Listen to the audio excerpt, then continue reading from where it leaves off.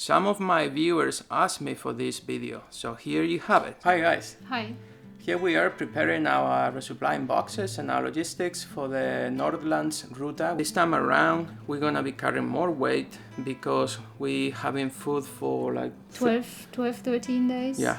The first leg. Yeah, so it's 12 days plus 1 day emergency food? Yeah. Okay, so 12 days plus 1 emergency food. We could have done it almost in half the time if we do 30k per day, but we're tired of doing those things. We just want to enjoy the outdoors, just simply enjoy being there, you know? We're flying from Heathrow, we're going to Stockholm, and then we have a connecting flight to Kiruna.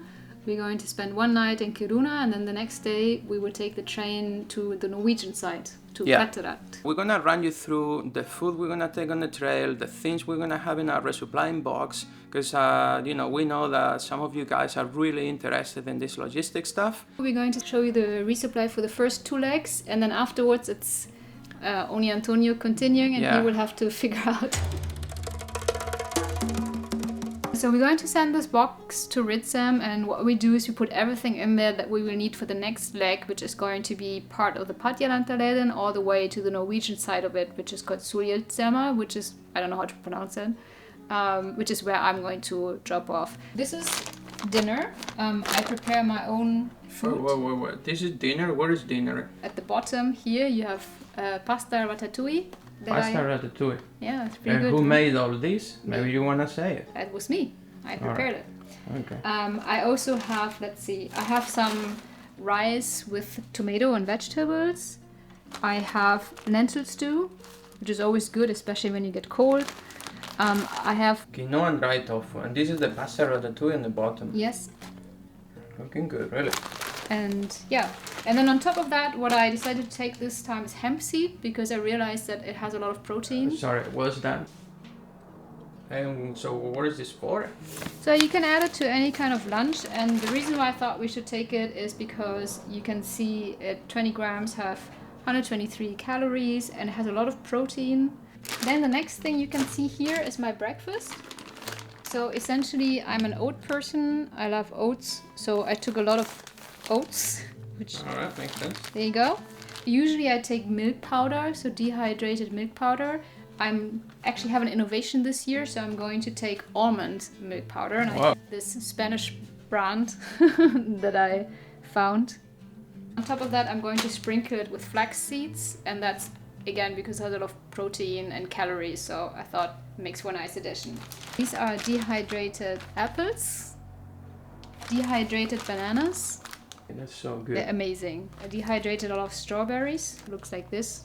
I'm going to take a few nuts. I'm not going to overdo it. We overdid it the first time we went hiking and we got sick and tired of nuts, so I just have a bag. It's a mix of pecan nuts, walnuts. I'm also, just to say, really proud of these bags. I got it from a friend. They're totally biodegradable, so but they're not see-through. I also have some cereal bars. So basically over the past month I collected a lot of different cereal bars, because the one thing we realized is variety is key on the trail. You get sick and tired of when you always have the same cereal bar. Can you just show us some? Yeah, so I actually have a... We like the American ones. Yeah, I have quite a selection. Yeah, I'm not into this so much. I just really like this. Yeah, this so the RX bars are also really great, so I bought these. These are my type. Some hot chocolate. This is a must for me. I absolutely love these guys. And these are really a must. And then so we have this that proved to be very successful. When we were doing the Kunsleden, it got so hot. Actually, it's different flavors and in here. Also, you changed the tabs in the inside. I did, yes, yeah. There you go. Also got some interesting stuff from the US, some kind of dehydration tablets you can chew. Why don't you tell us about the resupplying strategy? So we arrived to Kiruna. I will bring in the food from London. What are we doing? Yeah, so we're going to bring some food from London, so I can show you actually. We're going to put it into a box and have it shipped to Ritsem. Once we go to the supermarket, we have our tape there, and then we're gonna seal the box and bring it to Busgods, right? Yeah, that's right. Oh man, I'm in Busgods, the gods of the bus service. We knew this service from the Kungsleden and the Nordlandsruta. For this Resupplying Box, we had to ask a Swedish guy to pay, right? Yeah, because they only accepted Swedish cards at the moment. Thank you, Sunny, by the way. We're gonna ship this to Ritsem STF.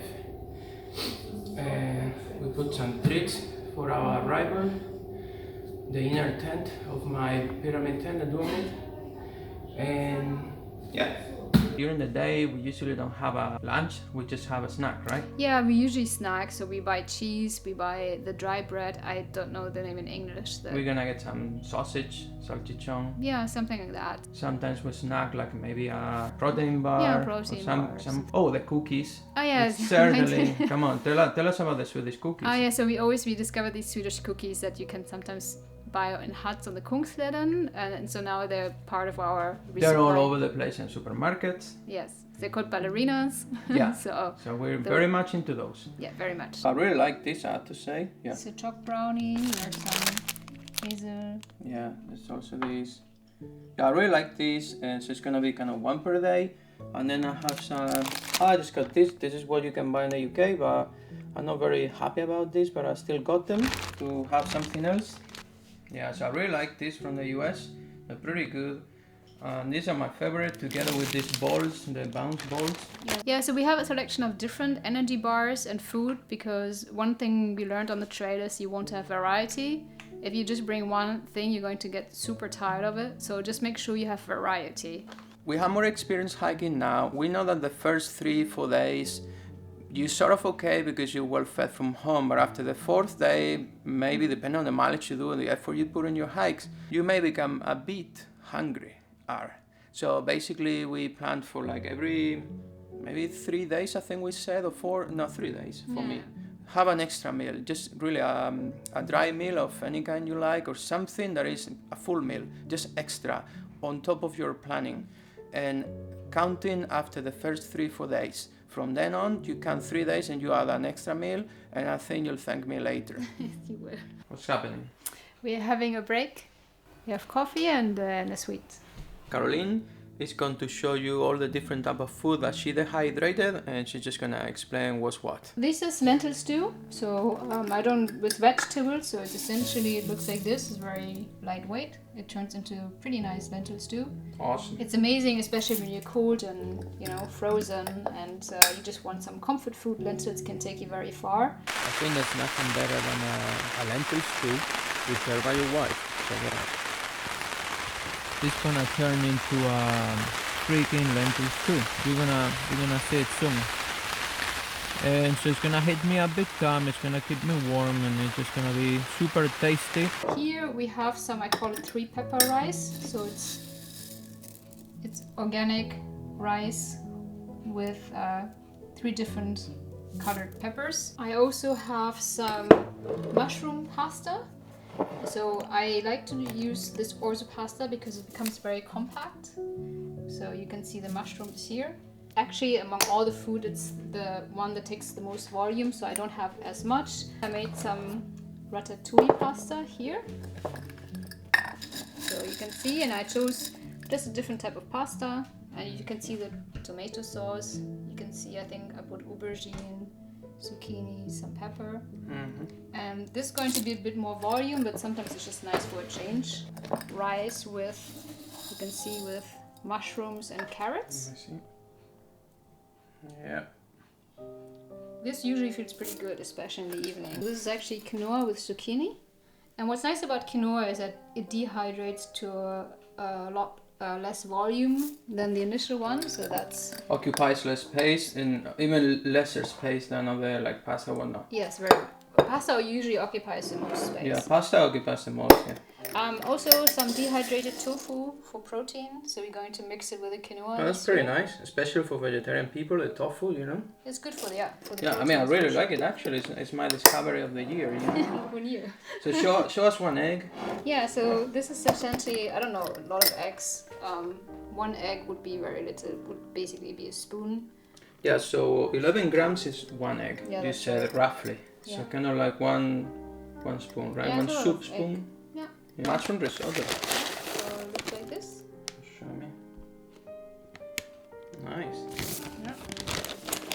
How many meals are there in this bag? So this one is for 2 very hungry hikers. So this is 300 grams. So I would say 150 grams is one portion. Yeah. It's a lot. It's quite a bit. It looks very small. I have 180, but yeah. Looks very small, but it turns into a lot, which is the whole point. Yeah. Just here we go. It's roughly the same, but this is all food, save for 7 grams. This is like 20 grams of package. What's great about my wife's meals is that they occupy a lot less space. This is very rigid and it's great for expeditions, whatnot. But if you don't need this safety, so to say, on your food, then this is great because it's more flexible and it's so much easier to pack. It sort of adjusts to the shape of your backpack. If you wonder why I put it down like this, it's because really the wind is always so cold that it makes everything so cold so fast, even though this is boiling, you know?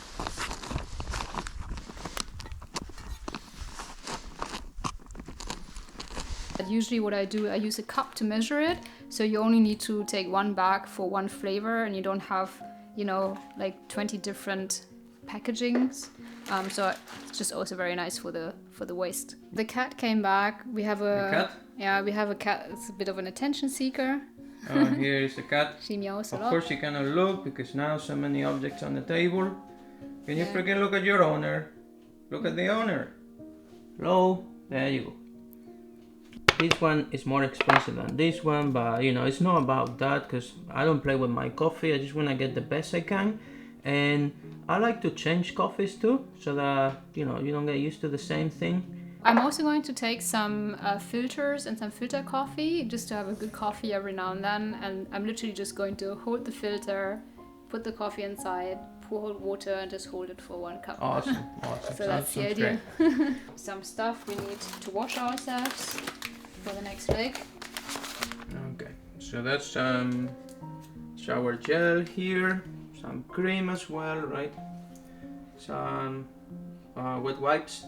But just remember, guys, I know it says biodegradable or not, but they really aren't fully biodegradable. I just quickly going to run you through my first aid kit, just to show you more or less what I have. So I always get some complete plasters. Sometimes they peel off and they destroy your socks, and then they're really not too good, you know, for that.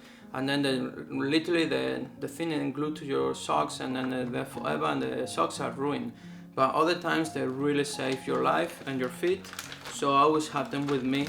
And if I have to, I use them, and it's what it is.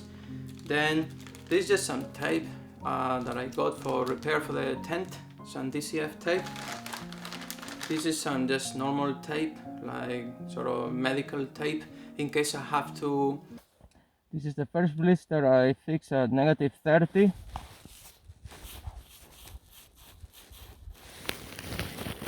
One of these bandages that I also have. This is also good in case your running shoes break, so you have something to really fix them. Ibuprofen for sure. I take 200 milligrams ibuprofen, and that does it for me big time. And I make sure that if I'm gonna be hiking for a month, I think I usually pack around 6 just in case.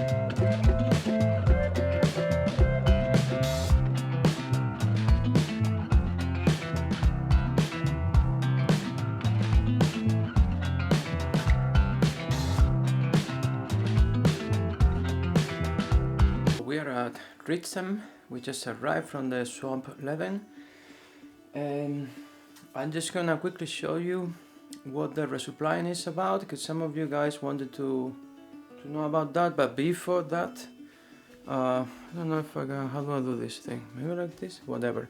See this t-shirt? Another fellow hiker left it there for whoever needed it. So thanks very much. I needed it. I'm doing a laundry. That's the first thing we do when we arrive, to ask for the laundry. Because then you have to wait, you have to dry it, and usually you just have one day to get everything done or less. So laundry first, and then you figure out your accommodation when not. So yeah, got the t-shirt. It's freaking awesome because otherwise I would be t-shirtless. I've been wearing sometimes my hard shell all the times, just nothing, or maybe melting on my puffy, whatever was available, you know what I mean? But this time around, happy days, this hiker left this. Oh, I'm seeing a nice tent outside, someone pitched. There's some pitching spots outside of Ritsem and most of the huts. Anyway, what I do bring with me is, I don't know if you'll get to see them, this 25 grams, size large. Taking them or not is the same, but for resupplying times, they take you a long way because otherwise I would be naked. But now, thanks to this hiker. Anyway, so what do we have here? This was gonna be Caroline's food and my food. She's now going back home because she got a new job offer and she has to take care of that stuff. Her initial plans were to walk all the way to Sulitjelma or something like that in Norway. So now she's just going back to London. I got this for the manager of this station. It's coffee from London. He likes coffee too, like me, so I got him some coffee. Then there's dehydrated bread. We have obviously cookies, the most important. Caroline likes this. So the type of cookies, just cookies, you know, for the duo meal. And yeah, well, inside there's just plenty of room for just one person, just to sleep comfy here. A lot of different cookies. This was for Caroline. I no longer use them because even they're supposed to be organic, biodegradable, they really aren't. Just because it says biodegradable doesn't mean you just throw it in the wild, in the nature, in your nature. Don't do that, you're polluting your nature. I prefer to wash in whatever water sources I find along, and it works better for me. We will have this cheese. Both prefer this cheese. Then we have, don't know what this is, it must be Caroline bars, this one. Some, obviously some energy bars. This is the brand, they have the generic one, but I prefer this brand, Ballerina. And these are my second favorite, the chocolate one. Boy, aren't these good. This is a must. Oh boy, man. For the first leg, we had oats that we mixed at home. And now we just got some in the Swedish supermarket just for a change. This one we brought it from London on the plane. That's another thing to know. But for the next 2 sections, I'm gonna have to go to the supermarket, ask for a box in the supermarket, buy some scotch tape, buy the food, pack it or take it to the post office. It's not gonna be fun, you know what I mean? So your resupplying days, when you get to a place to resupply, usually it doesn't mean it's your day off. Usually you have a lot of stuff to do, mostly your laundry and your resupplying food. And it takes a lot of time because you see all this food, now we need to get rid of the package. You need to charge your batteries, you need to charge your phone, you need to charge your power bank, you need to clean the lens of your camera if you have one, you need to charge the microphone, these sort of things. And while you're doing all this, you have a timer on your phone for the laundry. You need to go and spread it as soon as possible. You need to air. The sleeping bag is airing just now. I'm airing the smoke too because it got wet today when I put it over my wet base layer. I think I'm gonna switch backpacks. I'm disappointed with my backpack. I've been trying to figure out what the hell is holding me back so bad. So there's 2 things, the terrain and the elephant. It's like a freaking handbrake on me. It just holds me at every step. It doesn't matter if I don't have weight on it. It's just the way it is, it's bulky, it doesn't work basically. It was a huge mistake. So if you were to do a trail like this and you need extra food, pack your 60 liters backpack ultralight and take a freaking supermarket bag with you for the first 5 days. It just doesn't allow me to walk fast. The straps, man, continuously get loose. They're completely unable to maintain the tension. They're just really bad, the buckles. I'm gonna jump in the shower just now, I really can't wait. And again, thanks very much to the hiker who left his t-shirt in Ritsem, because it's taking me a long way.